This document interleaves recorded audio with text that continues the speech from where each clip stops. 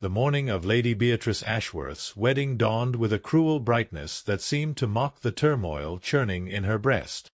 She stood before the tall windows of Pemberton House, watching the carriages arrive in an endless procession, each one depositing another fashionably dressed member of London's highest society onto the cobblestone courtyard below.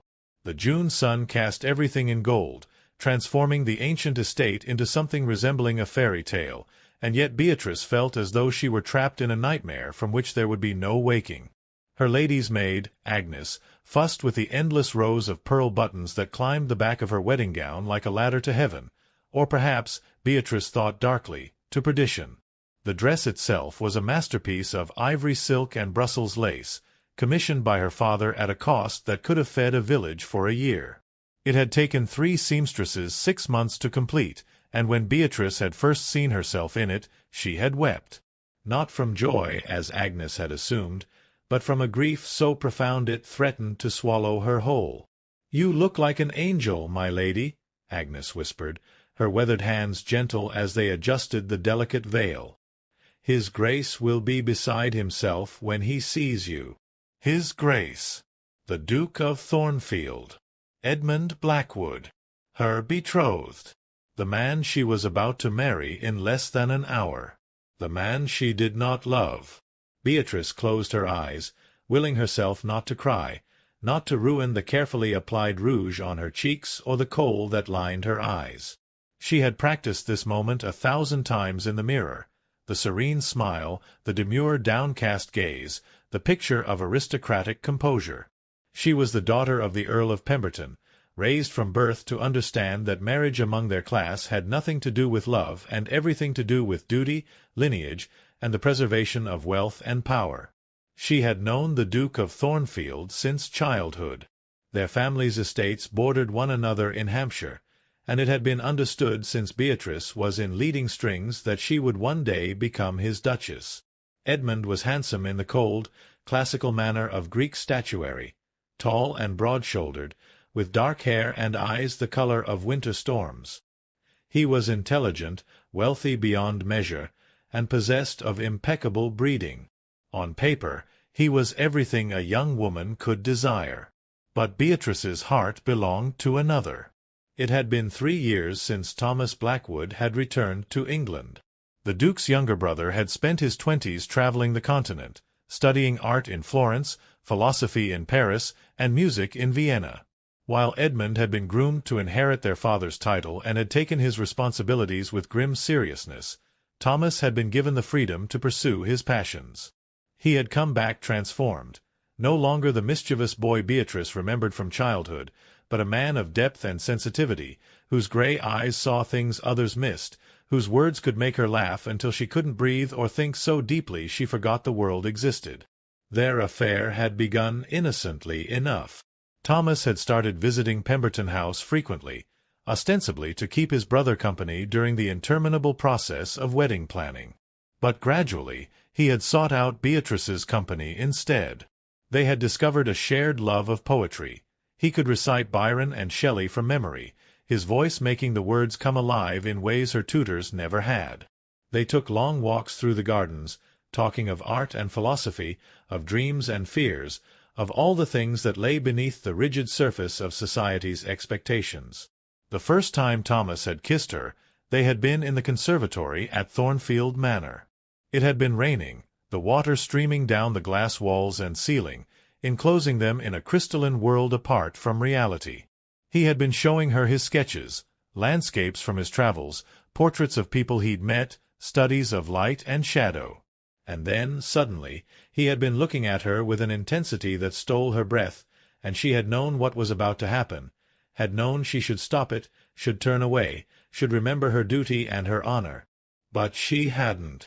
His lips had been soft and hesitant at first, asking a question her traitorous heart had answered with a fervor that shocked them both.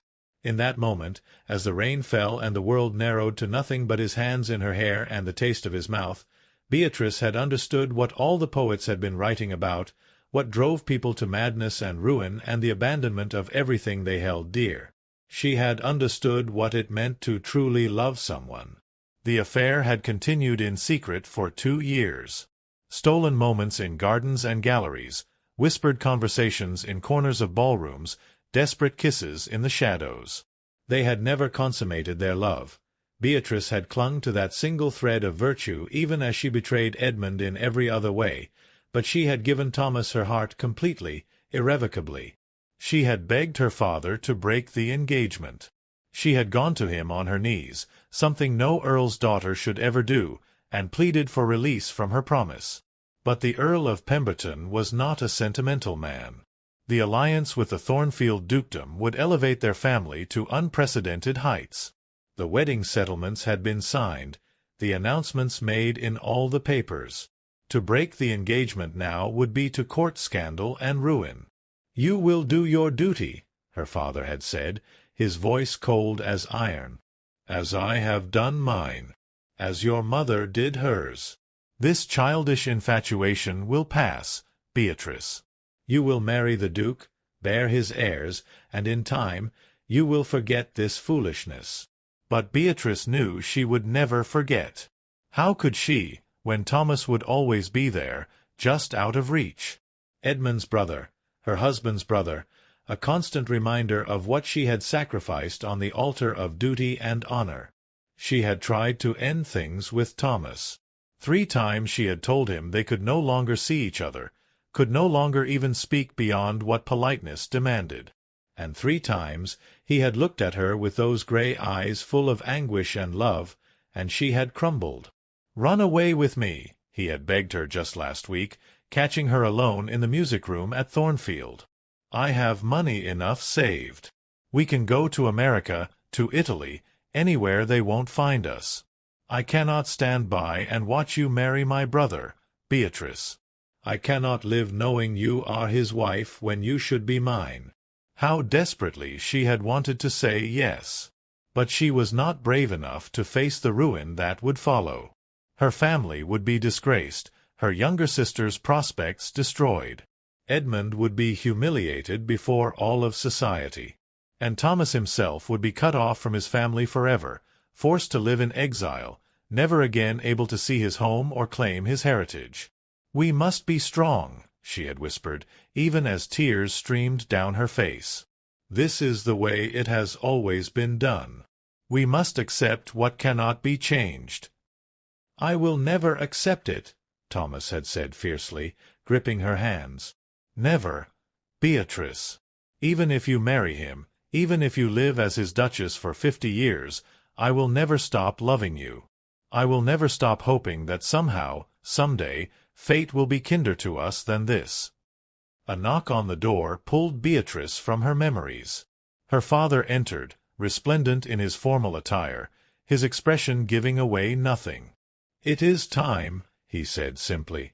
Beatrice nodded, not trusting her voice.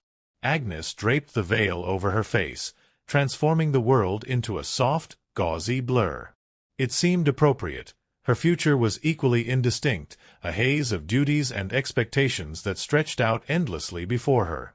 The walk from her chambers to the chapel felt simultaneously too long and too short.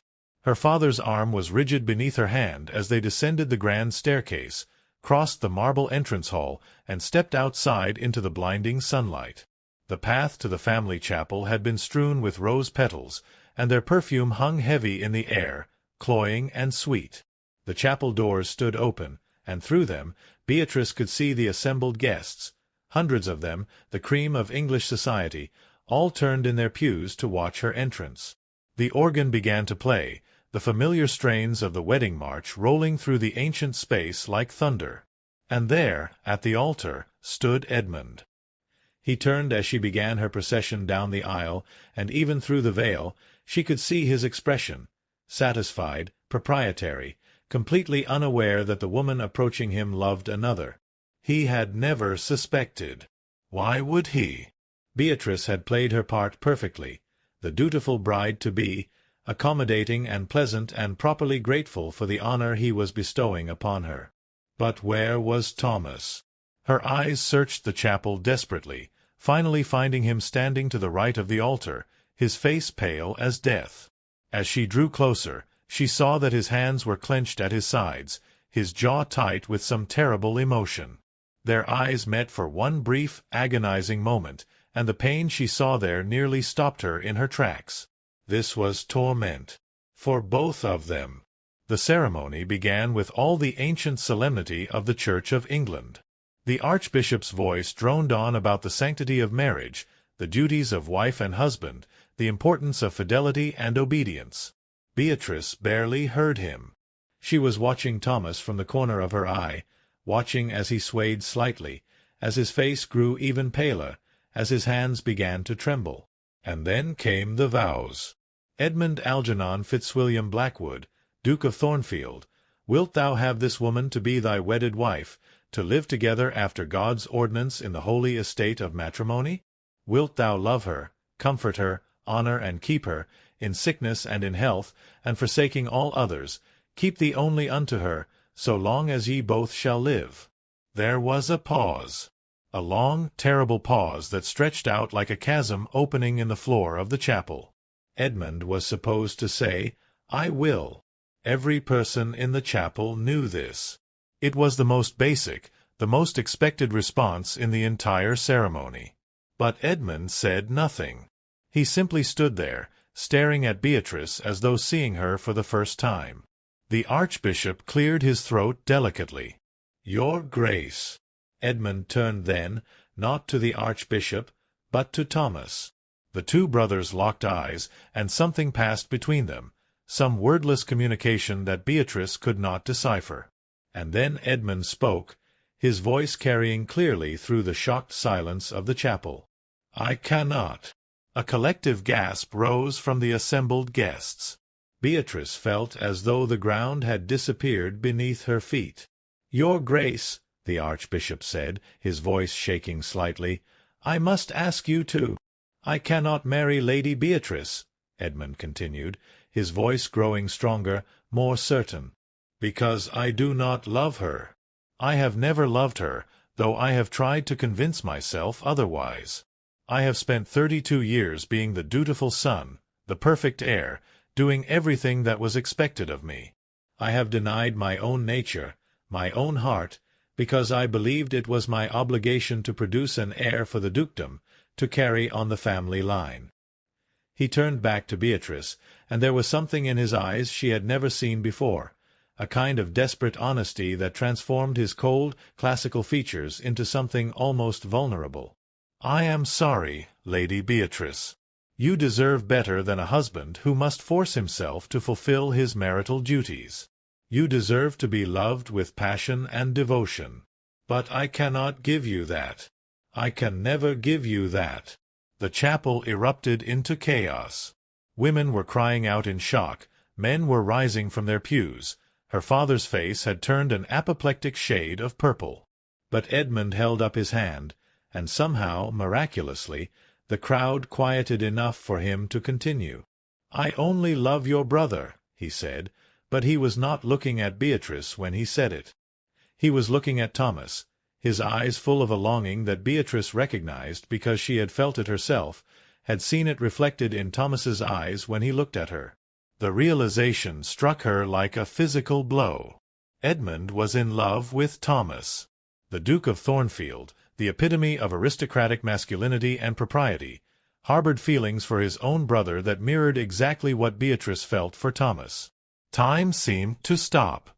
The entire chapel held its breath. And then Thomas moved, stumbling forward, his face a mask of shock and hope and fear all mingled together. "Edmund," he whispered, the single word barely audible but carrying the weight of years of longing. "I know it is a sin," Edmund continued, his voice breaking. "I know it is against everything we have been taught, everything society demands of us. I know that by speaking these words I am destroying my reputation, my family's honor, perhaps even risking imprisonment. But I cannot, I will not, continue this lie. Not when it means condemning you to a loveless marriage, Lady Beatrice. Not when it means spending the rest of my life pretending to be something I am not." Beatrice's father had recovered enough to find his voice. "This is an outrage," he roared, pushing past guests to reach the altar. "You will complete this ceremony, Thornfield, or I will see you destroyed. The settlements are signed. The contracts are binding." But Edmund did not flinch. "Sue me for breach of promise if you wish, Pemberton. Take everything I have. It does not matter. I will not marry your daughter." The Archbishop, looking as though he might faint, made a weak gesture toward the doors. "Perhaps we should adjourn to somewhere more private to discuss." "There is nothing to discuss," Edmund said firmly. "The wedding is off. Lady Beatrice is free." Free. The word echoed in Beatrice's mind. She was free. The chains she had thought would bind her for life had been broken, not through her own courage, but through Edmund's. He had sacrificed everything, his reputation, his standing, possibly his very liberty, to live in truth. And suddenly she understood that she could do the same. "I love Thomas," she said, her voice small at first, then growing stronger. "I have loved him for 3 years. We have. She could not quite bring herself to admit to the affair in front of the Archbishop and her father and half of London society, but the implication was clear enough. Her father made a sound like a wounded animal. The guests erupted into a fresh wave of scandalized whispers. But Thomas was staring at her as though she had just given him the moon and stars. "Beatrice," he breathed, moving toward her. "Stop."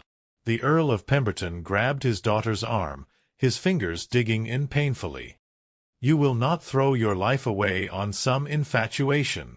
The Thornfield dukedom may be lost to us, but there are other alliances to be made. The Earl of Westmoreland has expressed interest, and the Marquis of—" "No." Beatrice pulled her arm free, surprised by her own strength. "I will not marry for duty again. I will not sacrifice my happiness to elevate your position, father. I am done being a pawn in your games." She turned to Thomas, and despite everything, the scandal, the ruin, the hundreds of shocked faces watching them, she felt something like joy kindling in her chest. "If your offer still stands," she said softly, "if you still want to go to America, to start a new life somewhere we can be free, I will go with you. Right now. Today." Thomas's face transformed, grief and despair giving way to radiant hope. He closed the distance between them in 3 long strides and took her hands in his, heedless of propriety, heedless of the gasps and cries of outrage echoing through the chapel. "I will love you until my last breath," he said fiercely. "I will work every day of my life to make you happy, to give you the life you deserve. We will have nothing, Beatrice, no title, no wealth, no standing. But we will have each other. That is all I have ever wanted," she whispered. And then he was kissing her, there in front of God and the Archbishop and all of London society, and Beatrice kissed him back with all the passion she had been forced to suppress for so long. Let them stare. Let them judge. Let them condemn her as a fallen woman. She was free, truly free, perhaps for the first time in her life. When they finally broke apart, breathing hard, they turned to find Edmund watching them with a sad smile. "Be happy," he said simply. "One of us should be." Thomas released Beatrice's hand just long enough to embrace his brother. "Come with us," he said urgently. "You do not have to face the scandal alone. Come to America, Edmund. We can all start over together." But Edmund shook his head. "I am the Duke of Thornfield. I have responsibilities, estates, hundreds of people who depend on me for their livelihoods. I cannot simply disappear. And besides," he glanced toward the chapel doors, where the guests were beginning to flee like rats from a sinking ship, "someone must stay and face the consequences of today's revelations. Someone must speak the truth, even if society refuses to hear it." "You will be destroyed," Thomas said, his voice anguished. "Perhaps. Or perhaps this is the beginning of something new." Edmund straightened his shoulders, and for the first time Beatrice saw not the cold, distant Duke, but a man of genuine courage. Things are changing, Thomas. Slowly, yes. Too slowly. But they are changing. There are men in Parliament beginning to question the old laws, the old ways. Someday, perhaps not in our lifetime, but someday, love like ours will not be a crime. Someone must be willing to stand up and say that the law is wrong. I can do that. I have the title, the wealth, the position to make people listen, even if they do not like what they hear. He turned to Beatrice, and there was genuine warmth in his eyes. Thank you, Lady Beatrice.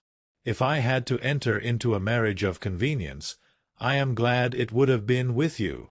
You have been kinder to me than I deserved, considering I was essentially using you as a shield against my own nature. Beatrice found herself smiling despite everything.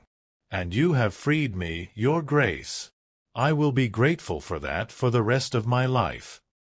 The Earl of Pemberton had been conferring urgently with several other nobles, and now he returned, his face set in hard lines.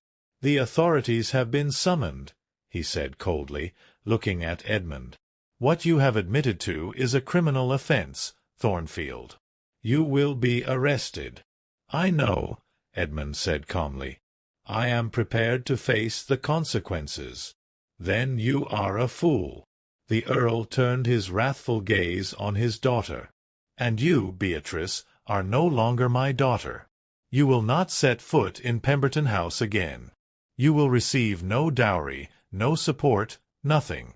You have chosen to disgrace this family, and you will live with that choice. The words should have hurt, but Beatrice found that they bounced off her like rain off a window. She had Thomas. That was all that mattered.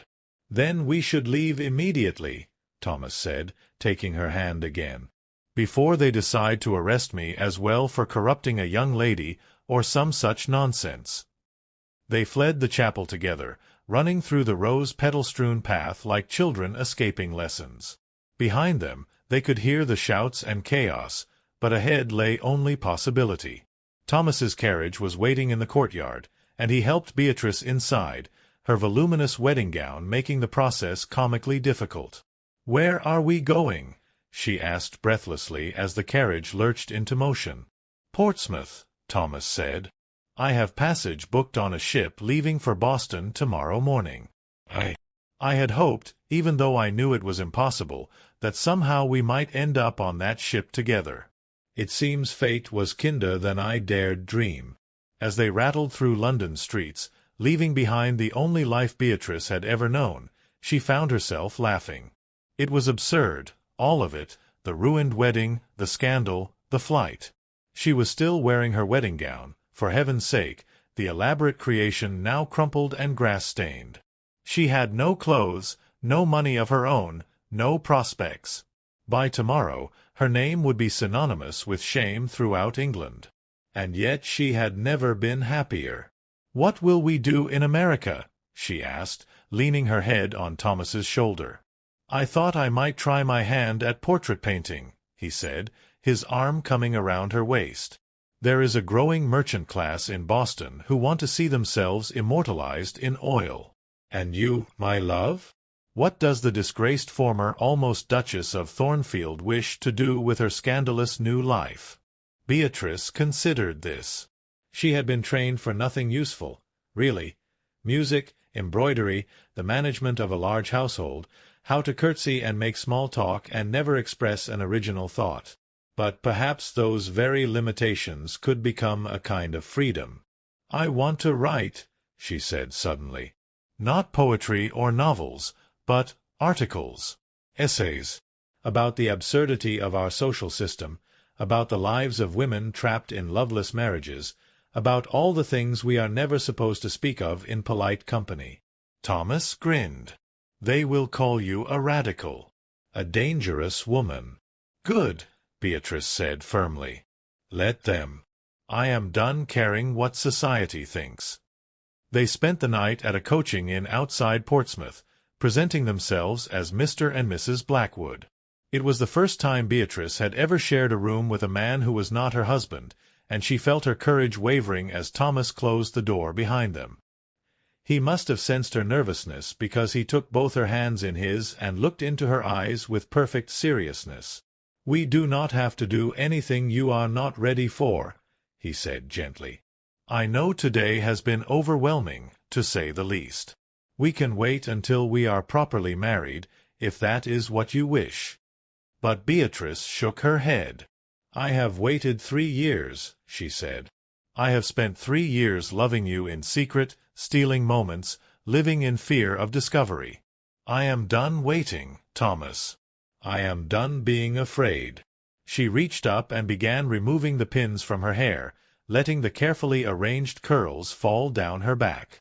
Thomas watched her with an expression that made her feel beautiful and powerful and wanted in a way she had never experienced before. "I love you," he said, his voice rough with emotion. "I have loved you from the moment you recited all of Ode to a Nightingale from memory in the Thornfield Library. I have loved you through every stolen conversation, every forbidden touch. And I will love you for the rest of my life, whether we marry tomorrow or next year or never. You are already my wife in every way that matters." He was gentle with her that night, patient and tender, erasing all the fear she had felt about the marriage bed. Whatever mistakes they had made, whatever scandal they had caused, Beatrice knew this was right. This was what love was supposed to feel like, not a duty to be endured, but a joy to be celebrated. The next morning they boarded the ship for Boston. Beatrice stood at the rail, watching the English coastline recede into the mist, and felt as though she were shedding an old skin. She thought of Edmund, facing the consequences of his honesty with the courage of a knight facing a dragon. She thought of her sisters, still trapped in the gilded cage she had escaped. She thought of all the women throughout England who would wake up tomorrow to loveless marriages and hopeless futures, who would hear her story and either condemn her or secretly envy her. "Regrets?" Thomas asked, coming to stand beside her. Beatrice leaned into him, his solid warmth anchoring her as England disappeared from view. "None," she said. "Whatever happens next, at least it will be our choice.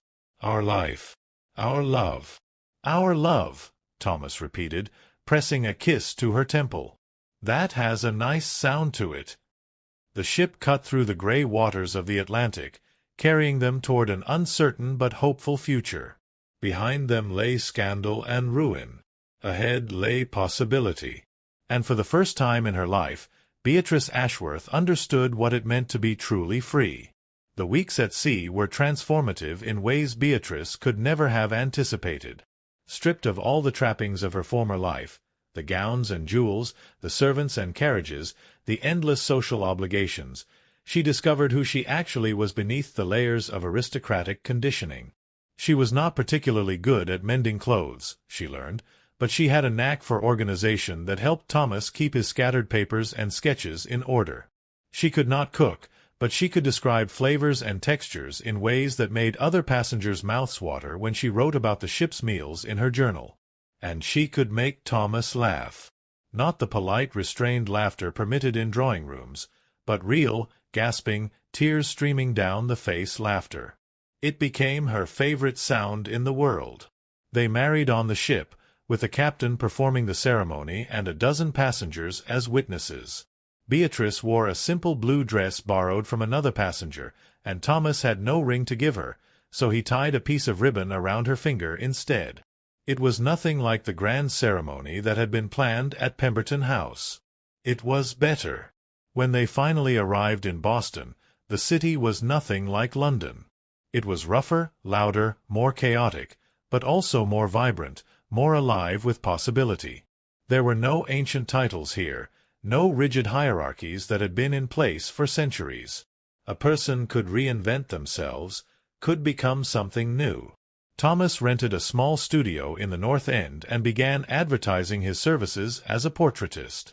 At first, business was slow. He was an unknown, after all, with no reputation or connections in the city. But gradually, word spread about the young English artist whose paintings captured not just the physical likeness of his subjects, but something deeper, truer.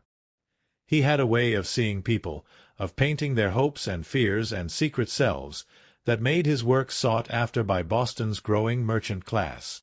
Beatrice began writing under a pseudonym. B. Ashworth had too many connections to scandal, but B. Anderson could publish her observations about American life, her comparisons between English and American social customs, her increasingly pointed critiques of the restrictions placed on women in both countries. An editor at a Boston newspaper took an interest in her work, and suddenly she had a regular column.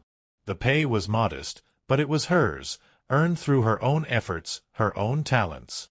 They were poor by the standards of her upbringing, but not destitute. They had enough to eat, enough to pay rent on the studio and a small apartment above a bakery. And they had each other. Letters from England arrived sporadically. Edmund wrote first, 3 months after their flight. He had been arrested, tried, and acquitted, the evidence against him being merely his own words, spoken in the heat of an emotional moment, and his lawyers arguing successfully that temporary insanity brought on by the pressures of the wedding could be the only explanation for such bizarre claims. The real punishment, Edmund wrote, was not legal but social. He had been ostracized by most of society. Invitations ceased. Friends turned away. The marriage proposals that had once flooded Thornfield Manor, ambitious mothers hoping to secure the dukedom for their daughters, dried up completely. But there was a small, quiet community of men like him, Edmund revealed, who lived on the margins of society, who understood what it meant to love in defiance of the law. He had found his way to them, and while he could never openly acknowledge what he was, at least he was no longer utterly alone. "I do not regret what I did," he wrote. "For the first time in my life, I acted from genuine feeling rather than duty.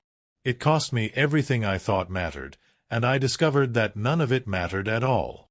I am still working to change the laws, still speaking in Parliament when I can about the cruelty of criminalizing love. The work is slow and often discouraging, but it is meaningful in a way that managing estates and attending balls never was. Thank you, dear brother and sister, for showing me that another kind of life was possible."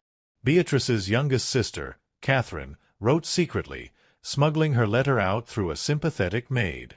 The scandal had been devastating for the family at first. Their father had raged for weeks, and Beatrice's mother had taken to her bed with nervous exhaustion. Her other sisters had been withdrawn from society for the remainder of the season to avoid the gossip. But something unexpected had happened. Catherine, who had been engaged to a baron twice her age, had taken courage from Beatrice's example and broken off the engagement. The scandal was already so great that one more broken betrothal barely registered. Now Catherine was living with their aunt in Scotland, studying botany and collecting plant specimens in the Highlands. "You have no idea what you did for me," Catherine wrote. "For all of us, really. Margaret is still furious with you, and Mamma cries every time your name is mentioned, but Elizabeth and we understand. We see now that there are choices, even if they are hard choices. You have shown us that our lives do not have to follow the path laid out for us from birth. I do not know if I will ever have your courage, but at least now I know courage is possible. Thank you, dear sister. Thank you for being brave enough for all of us." A year passed. Then, too, Beatrice's writing gained a following, and she was invited to speak at a women's club about her experiences navigating American society. Standing before a room full of women, some wealthy, some working class, some American-born, some immigrants, she felt a sense of purpose she had never experienced in her old life. "I was raised to believe that a woman's value lay in her ability to make a good marriage," she told them.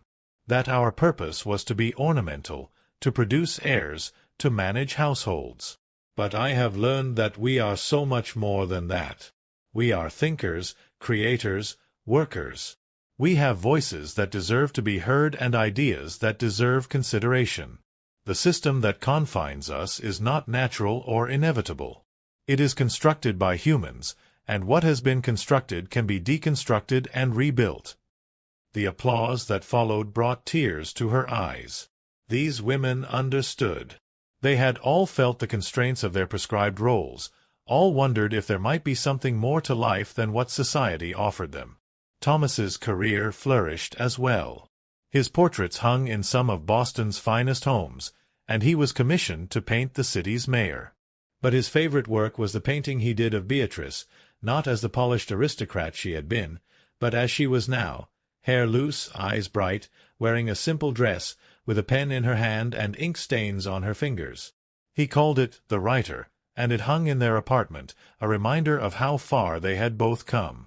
On their second anniversary, they traveled to New York to visit an exhibition of Thomas's work at a gallery in Manhattan. As they walked through the city's crowded streets, Beatrice marveled at how invisible they were. No one here knew or cared that she had once been Lady Beatrice Ashworth, daughter of an earl, almost duchess.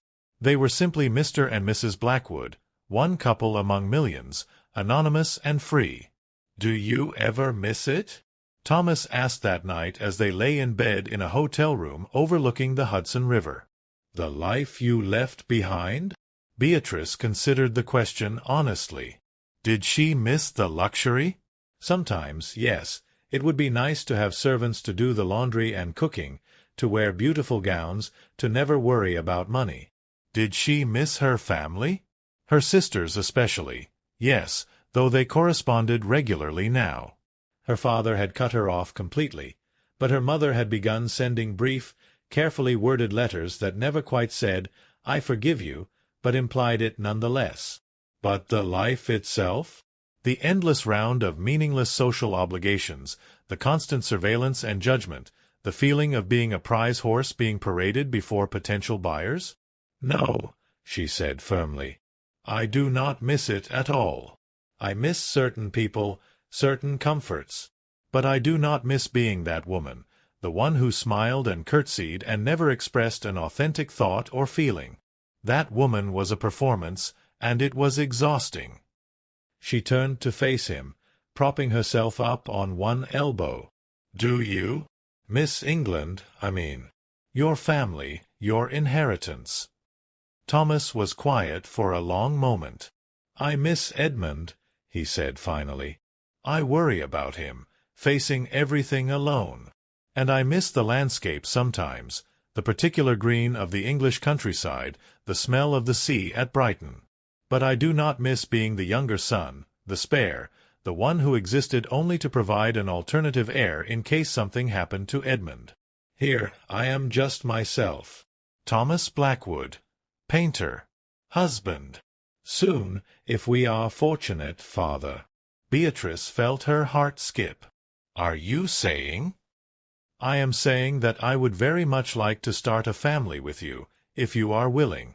I know it is not fashionable in certain circles to actually want children, but I cannot help it. I think of little ones with your spirit and intelligence, and the idea makes me unspeakably happy." Beatrice kissed him softly. "Then we shall have to see what we can do about making that happen, Mr. Blackwood." Their daughter was born 18 months later in the spring of 1851. They named her Catherine, after Beatrice's sister, and she was perfect. Dark hair like her father, determined jaw like her mother, and a piercing cry that suggested she would not be easily silenced when she had something to say. Edmund sent a gift from England, a silver rattle that had been in the Blackwood family for generations. With it came a letter expressing his joy at becoming an uncle and his hope that little Catherine would grow up in a world kinder than the one they had known. "Things are changing slowly here," he wrote. "There is a growing movement questioning the old certainties about what is natural and proper. Perhaps by the time your daughter is grown, she will live in a world where love in all its forms is celebrated rather than condemned, where a woman can choose her own path without sacrificing everything. I like to think that what we did, what you did, planted a seed that will one day bear fruit. We cannot see the full harvest, but we can tend the garden." Beatrice read the letter aloud to Thomas as they sat in their apartment, Catherine sleeping peacefully in her cradle.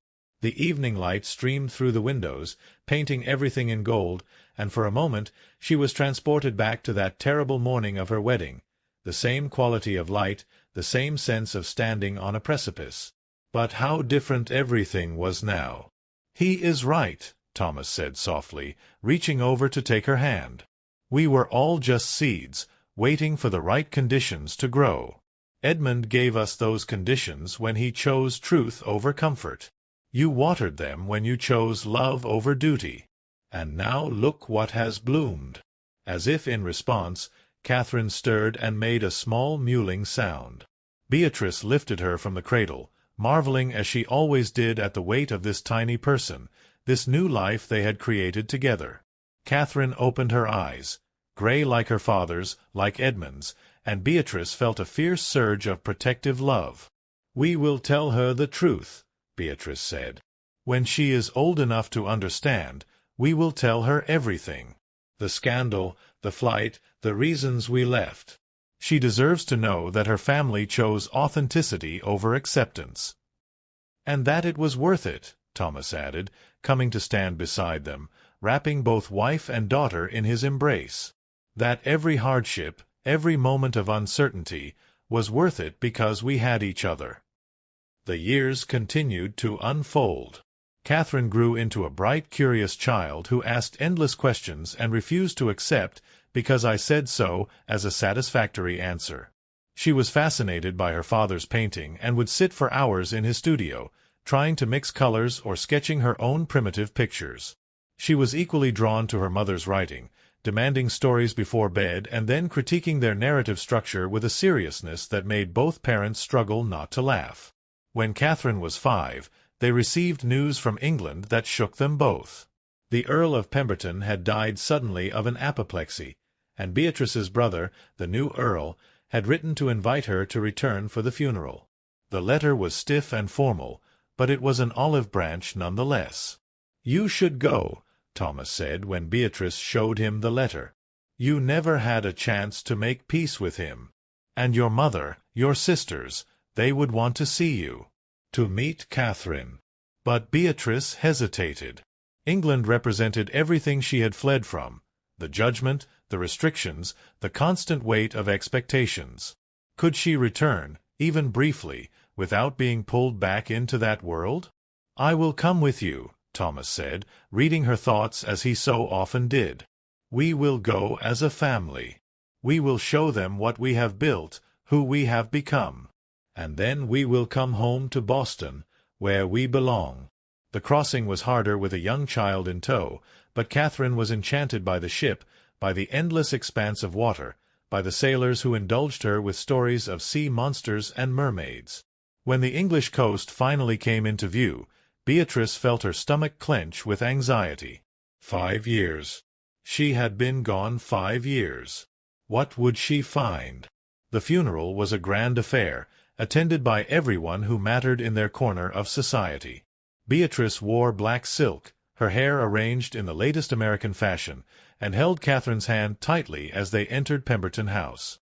The whispers started immediately, heads turning, fans snapping open to hide shocked expressions, eyes raking over her with undisguised curiosity.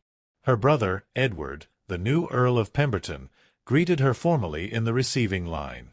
He was stiff and uncomfortable, but he did shake Thomas's hand and even managed a tight smile for Catherine. "Mamma said you would come," he said quietly. "She has been asking for you. You should go to her before the service." Beatrice found her mother in the morning-room, dressed in morning black, looking older and more frail than Beatrice remembered. But when she looked up and saw her daughter, her face crumpled with emotion. "Beatrice," she whispered. "Oh, my dear girl." They embraced, and Beatrice felt tears streaming down her face. Whatever anger her mother had felt, whatever shame or disappointment, seemed to have dissolved in the years of separation. "I am sorry I could not be what father wanted," Beatrice said. "I am sorry for the scandal, for the pain I caused you." Her mother pulled back, gripping Beatrice's shoulders and looking into her eyes with an intensity that was almost fierce. "No," she said firmly. "I am sorry. I am sorry I did not have your courage when I was young. I am sorry I let your father bully you into that engagement. I am sorry I did not tell you that it was all right to choose happiness, even if it meant choosing differently than we had planned." She turned to Catherine, who had been watching this exchange with wide, solemn eyes. "And who is this beautiful child?" "This is Catherine," Beatrice said, drawing her daughter forward. "Your granddaughter." The Countess knelt down, heedless of her expensive morning gown, and took Catherine's small hands in hers. "Catherine," she repeated. "What a lovely name. Will you call me grandmother?" Catherine, never shy, nodded seriously. "Mamma told me all about you," she announced. "She said you used to sing to her when she was little. Will you sing to me?" And there, in the morning room of Pemberton House, with the funeral guests assembling in the chapel outside, the Countess sang the same lullaby she had once sung to Beatrice. Her voice was thinner now, wavering with age and emotion, but it was still beautiful. Beatrice felt something in her chest unknot, some long-held tension finally releasing. The funeral service was as tedious and formal as Beatrice remembered such things being. But afterward, at the reception, she was surprised by how many people approached her, not with condemnation, but with genuine curiosity about her life in America. The younger women especially seemed hungry for details about Boston, about her writing, about what it was like to live in a place where social rules were less rigid. "Is it true you write for a newspaper?" one young lady asked breathlessly. "Under your own name?" "Under a pseudonym, actually," Beatrice admitted. "But yes, I write articles about politics and social issues. I even gave a lecture last month on women's education." The young woman's eyes went wide. "And they paid you?" "For your thoughts." "They did indeed. I should very much like to do something like that," the woman said wistfully. "But my parents would never allow it. They say it is unseemly for a woman to have such public opinions." Beatrice studied the young woman's face, pretty and conventional, but with an intelligence in her eyes that was clearly being stifled. "What is your name?" "Miss Alice Thornberry." "Well, Miss Thornberry, I will give you the same advice my sister Catherine gave me. You have only one life. You can spend it meeting other people's expectations, or you can spend it becoming who you truly are. The first path is easier, but the second is infinitely more rewarding." She saw the words land, saw the spark of something, hope, perhaps, or determination, kindle in the young woman's eyes. How many others were there like this, Beatrice wondered, waiting for permission to imagine a different kind of life? Edmund appeared late in the reception, having stayed away until most of the guests had left. He looked older, more careworn, but there was a lightness to him that Beatrice did not remember from before. When he saw Thomas, his face transformed completely. "Brother," he said, and there was such love in that single word that it made Beatrice's heart ache. The two men embraced, holding each other longer than propriety dictated, and Beatrice saw several remaining guests exchange scandalized glances. But Edmund did not seem to care any more about what people thought. "Let me see my niece," he said, turning to Catherine with a smile. "Good heavens, Thomas, she looks exactly like you did at that age. I hope she is less prone to falling out of trees, though." Catherine giggled. "Uncle Edmund? That is a silly name. Can I call you Uncle Eddie instead?" Edmund laughed, a genuine sound of delight. "You may call me whatever you like, Imp." They spent the evening at Thornfield Manor, just the five of them, Edmund, Thomas, Beatrice, Catherine, and Edmund's companion, a gentleman named Mr. James Hartley, who was introduced as his secretary, but whose role was clearly something more. It was a cozy, domestic scene that would have been impossible 5 years ago. They played cards and told stories, and Catherine fell asleep in her father's lap while Edmund and Mr. Hartley sat close together on the sofa, their hands occasionally brushing in ways that spoke of deep intimacy. "I am glad you came back," Edmund said to Beatrice as the evening drew to a close. "I know it must have been difficult, facing everyone again. But I wanted you to see that we are still here, still living, still fighting in our own ways." "How is the work in Parliament?" Thomas asked. "Your letters mentioned you were making some progress." Edmund's expression grew serious. "Slow progress, but progress nonetheless. There is a bill being discussed that would reduce some of the harshest penalties for men like me. It faces fierce opposition, of course, but the fact that it is being discussed at all would have been unthinkable 10 years ago. And there are other changes too, debates about women's property rights, about divorce laws, about education. Society is a massive ship, and it turns slowly, but it is turning. You are part of that turning, Mr. Hartley said quietly. Your speech last month in the Lords about the cruelty of criminalizing private affection. It was reprinted in several newspapers. People are reading it, Edmund. People are thinking about these issues in new ways. Edmund shook his head. One speech does not change centuries of law and prejudice. But perhaps it is one stone in a foundation that others will build upon. That is what I tell myself when the work feels hopeless. Beatrice reached across and took his hand. You gave us our freedom, she said. You stood up in that chapel and told the truth when it would have been so much easier to lie. You sacrificed everything so that we could have this life. Never doubt that what you did mattered. When they returned to Boston 2 weeks later, Beatrice felt as though she had closed a circle. She had made her peace with her family, had proven to herself that she could return to England without being reclaimed by it. She and Thomas and Catherine were a unit now, a family that existed independent of titles or estates or social position. But the visit had stirred something in her. She had seen the hungry faces of those young women at the funeral reception, had recognized herself in their longing for something more, and she had realized that she had a responsibility to speak not just to Americans about English society, but to the English themselves about the possibilities of different ways of living. She began writing a book. It was part memoir, part social criticism, part manifesto. She called it The Gilded Cage, Reflections on Aristocracy and Freedom. In it, she told her own story, the arranged marriage, the secret love, the flight to America, but she also wove in observations about class, gender, duty, and the ways society constrained both men and women into prescribed roles that often had nothing to do with their true natures or desires. I was raised to believe that my value lay in my bloodline and my marriageability, she wrote. That my purpose was to produce heirs for a noble house, to be decorative and obedient, and to never question the system that defined my worth. But I have learned that human value cannot be measured by such metrics. We are not interchangeable pieces in a social machine. We are individuals, each with our own gifts and passions and dreams. A society that fails to recognize this, that forces people into molds that do not fit, is a society that wastes its greatest resource, the unique potential of each human soul. The book was published in 1853 and created a sensation on both sides of the Atlantic. In America, it was embraced by the growing women's rights movement.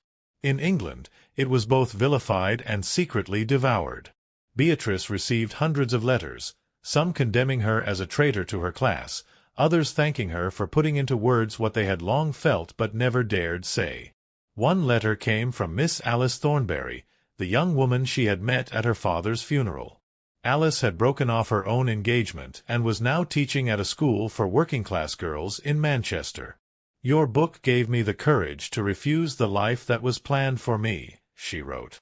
I will never be wealthy or titled or what my parents hoped I would be. But I am useful, and I am happy, and I have you to thank for showing me that such a choice was possible. Catherine grew, and with each passing year, she became more decidedly herself. She inherited her father's artistic talent and her mother's way with words, but she combined them in ways uniquely her own. By the time she was 10, she was writing and illustrating her own stories. Tales of adventurous girls who rescued themselves, of families that looked different from the conventional model but loved each other fiercely nonetheless. Where do you get these ideas? Beatrice asked one day, reading a story Catherine had written about a girl who disguised herself as a boy to attend university. Catherine looked up from her drawing, surprised by the question. From you and Papa and Uncle Edmund, she said matter-of-factly. You all did things people said were impossible. So why shouldn't my characters do the same?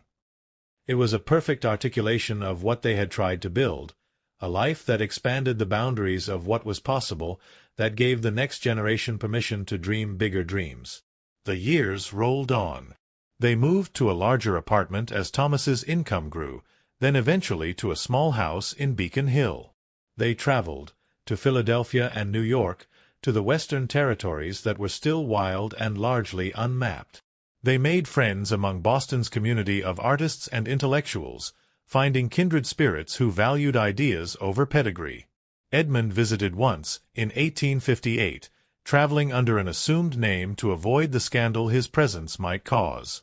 He and Mr. Hartley spent 6 weeks in Boston, and Beatrice watched her brother-in-law slowly relax, the perpetual tension he carried in England melting away in a place where he could walk freely with the man he loved without fear of arrest or condemnation. "You were right to leave," he told Thomas on his last night in America. "England is changing, but slowly. Too slowly for people like us to live openly in our lifetimes. Here, there is at least the possibility of discretion without constant terror." "You could stay," Thomas said. "Bring James and stay. Start over here." But Edmund shook his head. "I am still the Duke of Thornfield. I still have responsibilities, estates to manage, tenants who depend on me, political work that matters. And besides, someone must remain to fight the battles at home. But knowing you are here, happy and free, gives me strength to continue. You are proof that another way of living is possible." The American Civil War came, and Beatrice wrote passionately about the abolition of slavery, drawing parallels between the bondage of enslaved people and the more subtle forms of bondage that trapped women and others in prescribed social roles. Thomas painted portraits of soldiers and abolitionists, documenting a transformative moment in history. Catherine, nearly a teenager now, volunteered with her mother to roll bandages and write letters for soldiers. When the war ended, Beatrice was 50 years old. Catherine was grown, having just published her first novel, a sensation that critics were comparing to the works of Charlotte Bronte. Thomas's hair had gone silver at the temples, but his hands were as steady as ever when he painted. They stood together in their house one evening, looking at a gallery wall they had created, Thomas's paintings interspersed with Catherine's illustrations and Beatrice's published articles, framed and hung. It was a visual history of their life together, a testament to what they had built from the ashes of scandal. "Do you ever wonder what would have happened if Edmund had not spoken?" Thomas asked, his arm around Beatrice's waist. "If we had all simply gone through with the wedding, accepted the roles assigned to us?" Beatrice considered this. "I would have been the Duchess of Thornfield," she said slowly, "living in a beautiful prison, growing more bitter with each passing year. You would have had to watch from a distance, perhaps eventually marrying someone else to maintain appearances. Edmund would have continued to deny his nature, slowly dying inside while performing the role of the dutiful duke. And Catherine would not exist," Thomas added quietly. That was the thought that stopped Beatrice's breath every time. Not just that she would have been unhappy, but that their daughter, brilliant, creative, passionate Catherine, would never have been born. All the words she would write, the art she would create, the lives she would touch, would simply not exist. "He saved us all," Beatrice said. Edmund's courage in that single moment changed the course of 3 lives. No, more than that. Everyone Catherine will influence, everyone who reads my books or sees your paintings, everyone who is inspired to choose authenticity over convention because of our example. It ripples outward in ways we can never fully measure. A letter arrived from England the next week, forwarded through multiple addresses to avoid detection. Edmund was dying. The lung fever that had plagued him on and off for years had finally taken hold, and the doctors gave him only weeks to live. Thomas left immediately, traveling faster than was wise, driven by the desperate need to see his brother one last time. Beatrice and Catherine followed on the next ship, but they knew Thomas would arrive first. He made it in time. Just barely, but in time. Edmund died in his brother's arms at Thornfield Manor, with Mr. Hartley holding his hand on the other side. His last words, Thomas reported later, were, "Thank you for showing me what love could be." The funeral was enormous.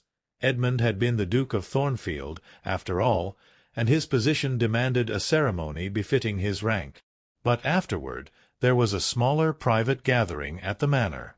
Just Thomas, Beatrice, Catherine, Mr. Hartley, Beatrice's mother, now quite elderly but still sharp as ever, Catherine's sister and her family, and a handful of Edmund's closest friends, men who had loved him and whom he had loved, who had formed a quiet community of resistance against the laws that criminalized their very existence.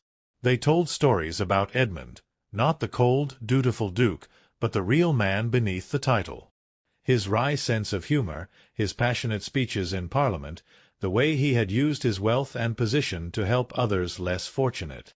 Mr. Hartley revealed that Edmund had been secretly funding schools for working-class children, homes for unmarried mothers, legal defense funds for men prosecuted under the sodomy laws. "He could have lived quietly and comfortably," Mr. Hartley said, his voice breaking. "He could have simply enjoyed his privilege and ignored the suffering of others. But he chose to fight. Every day, he chose to use his position to make the world incrementally less cruel. That is his true legacy." Thomas stood and raised his glass. "To Edmund," he said, "who taught us that courage is not the absence of fear, but the choice to act rightly despite it. Who gave up everything he was supposed to want for the chance to live authentically. Who saved us all by saving himself." "To Edmund," they echoed, and Beatrice felt tears streaming down her face. They scattered his ashes on the grounds of Thornfield Manor, in a garden he had loved, under an oak tree that had stood for 300 years. There was no monument, no marker. Edmund had requested that in his will, not wanting to draw attention that might endanger Mr. Hartley or others. But Beatrice vowed to tell his story anyway, to write it down so that someday, when the world was kinder, people would know what he had sacrificed and why. The return to Boston felt different this time. Beatrice had lost her father years ago without grief, but Edmund's death hit her hard. He had been the catalyst for everything good in her life, and now he was gone. But Thomas reminded her that Edmund lived on in Catherine, in the books Beatrice wrote, in every person who found courage to choose authenticity because they had heard her story. Death could take the body, but it could not erase the impact of a life lived in truth. Beatrice returned to her writing with renewed purpose. She began working on what would become her most famous work, a biography of Edmund that told his story as openly as she dared, disguising names and places just enough to protect the living while preserving the essential truth of his life and choices. The Duke Who Chose Truth was published in 1872, when Beatrice was 57 years old. It caused an even bigger sensation than her previous work. In England, it was banned in several counties and denounced from pulpits. But it was also read widely, passed from hand to hand, discussed in drawing rooms and parlors across the country. Most importantly, it reached the people who needed it most, the young men and women struggling with their own natures, terrified of the laws and social condemnation they faced. They read Edmund's story and understood they were not alone. They read about Thomas and Beatrice and realized that love in all its forms was worth fighting for. The letters poured in, hundreds of them, then thousands. Some were angry, condemning Beatrice for promoting immorality. But far more were grateful, thanking her for telling a story that helped them make sense of their own lives. One letter came from a young man in London who wrote, "I was standing on Westminster Bridge, planning to throw myself into the Thames, when I read your book. I realized that if the Duke of Thornfield could face society's condemnation and still claim his truth, perhaps I could find the strength to keep living. You saved my life with your words, Lady Beatrice. I will be forever grateful." Beatrice kept that letter in her desk drawer, taking it out and reading it whenever she doubted whether her work mattered. One life saved. That alone made everything, the scandal, the exile, the years of struggle, worthwhile. Catherine followed in her parents' footsteps, writing novels that pushed boundaries and challenged convention. She never married, choosing instead to live with a female companion whom she introduced as her dear friend, but whom everyone who knew them understood was something more. She dedicated her third novel to my parents, who taught me that love requires courage, and that courage is always worthwhile. Thomas continued to paint until his hands grew too unsteady with age. His final work was a portrait of Beatrice at 70, still beautiful, still fierce, her eyes bright with intelligence and purpose. He called it simply My Wife, and it hung in galleries across America after his death, inspiring generations of artists to see age and experience as sources of beauty rather than decline. On her 80th birthday, Beatrice sat in the parlor of the house in Beacon Hill, surrounded by her daughter, her grandchildren, friends, and admirers who had come to celebrate. Someone asked her if she had any regrets about the choice she had made so many years ago. Beatrice thought about that morning in 1848, standing in her wedding dress, terrified and trapped. She thought about Edmund's voice cutting through the chapel silence, "I only love your brother." She thought about running through rose petals, about a ship cutting through Atlantic waters, about all the years that had followed. Hard years, uncertain years, but years filled with purpose and passion and genuine love.